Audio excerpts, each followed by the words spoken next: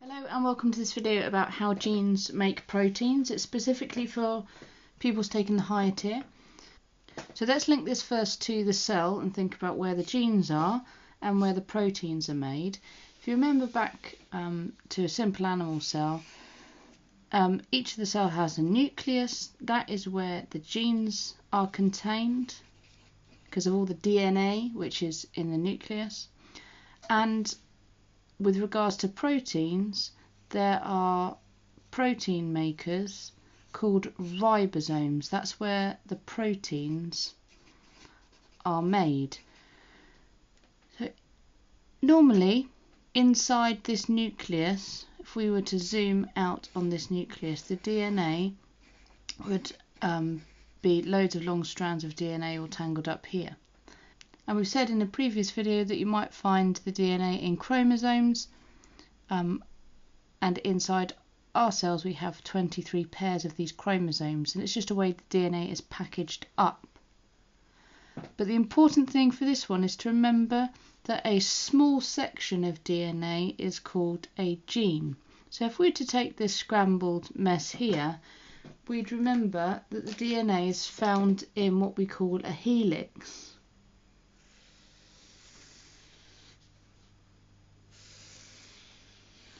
Which might look a little something like that. And a section of the DNA in that helix is therefore called a gene. It's just a small section of the DNA, and that gene will go on to code for a specific protein.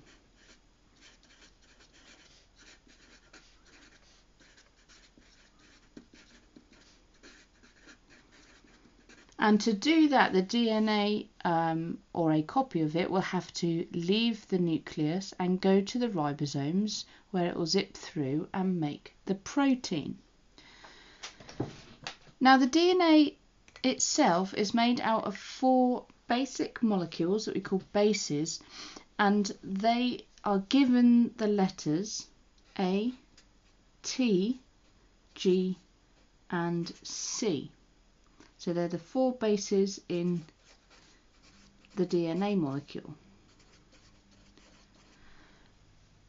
And the thing about these bases is that they only like to pair up with a certain letter. You have A and T pairing up together on the helix and G and C pairing up together. So if we were to zoom into this a little bit more, you might have a situation where you've got A here, for example, and on the opposite side you'd have T. Then you might have G, on the opposite side C, and so on, a random combination of bases, but it can only ever be A and T opposite each other, or G and C opposite each other.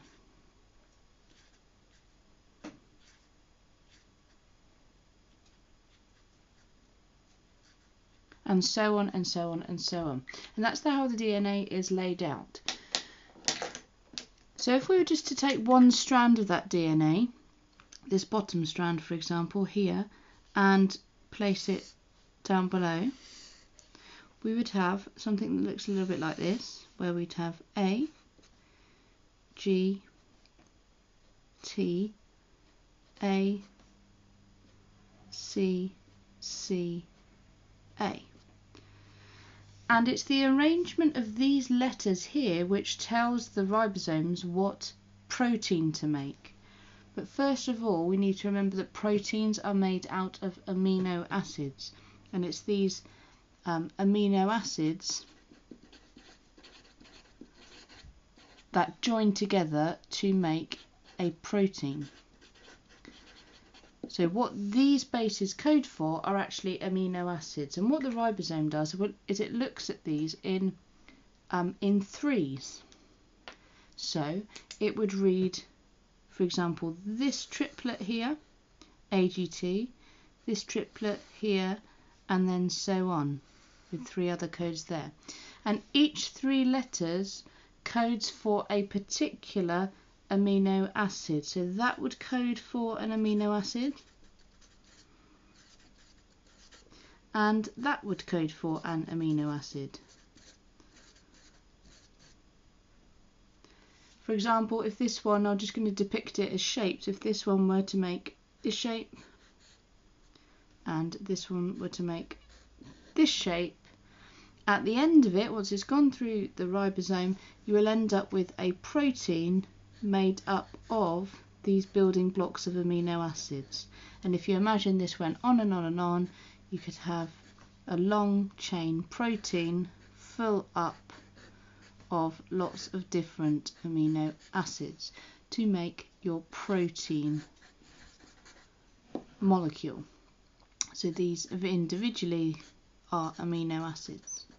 And there's about 20 or so different types of amino acids that these can code for, and it will be putting them in a very specific order to make a specific protein, which will then fold and make a very specific shape. It could be an enzyme, for example, or a hormone, for example. So that's what you need to know for the higher tier. There's 4 bases involved. A's go with T's all of the time, and C's go with G's if you're talking about what's opposite each other in the helix.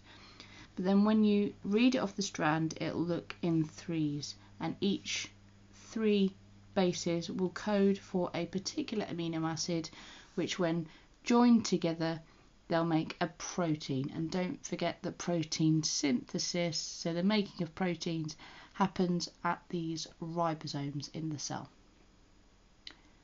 If you found this video helpful, then please press the like button below and feel free to subscribe.